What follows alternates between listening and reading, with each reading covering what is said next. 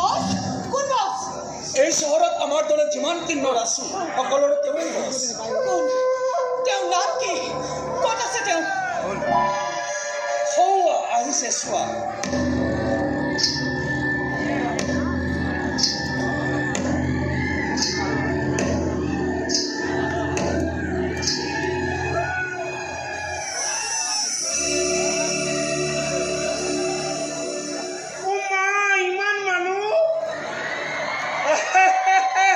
Ardhanari মন্দির যে এখানে বাইরেতে মুখলে কই সজাই পড়ে আনিছে দেখিছে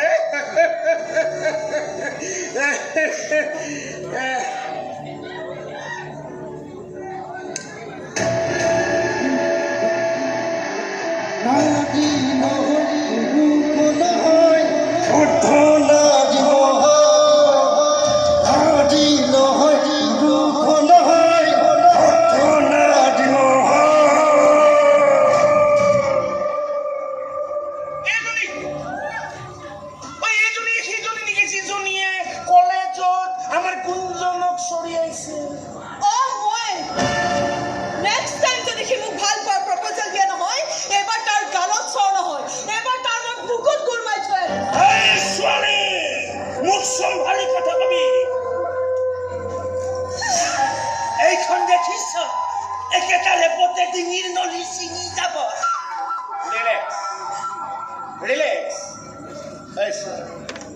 তাই আমার গুঞ্জনক সরিয়ে আনলি তুই উঠায় আনলে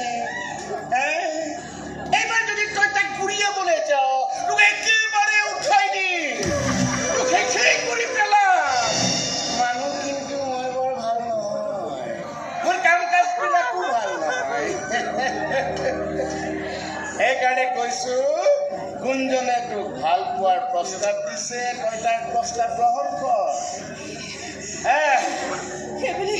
সেইবুলি মই এটা হিজৰাক ভাল পাবলৈ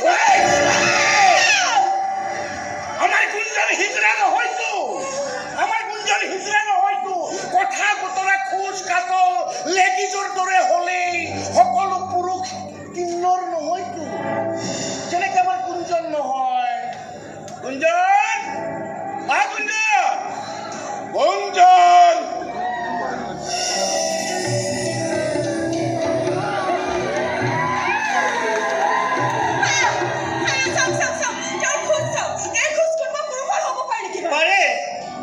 পৰিৱেশে মানুহৰ মন আৰু শৰীৰ গঠনত প্ৰভাৱ পেলায়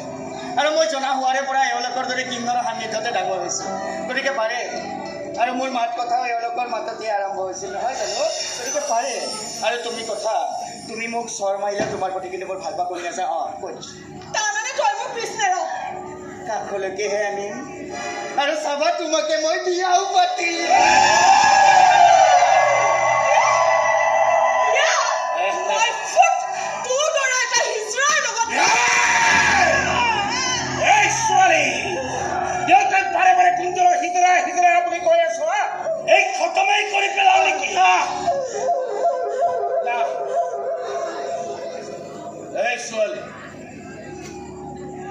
আমাৰ কোনজনে তোক ভাল পাইছে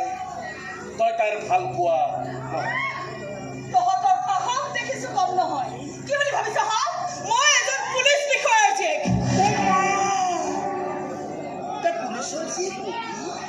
পুলিচৰ জীয়েক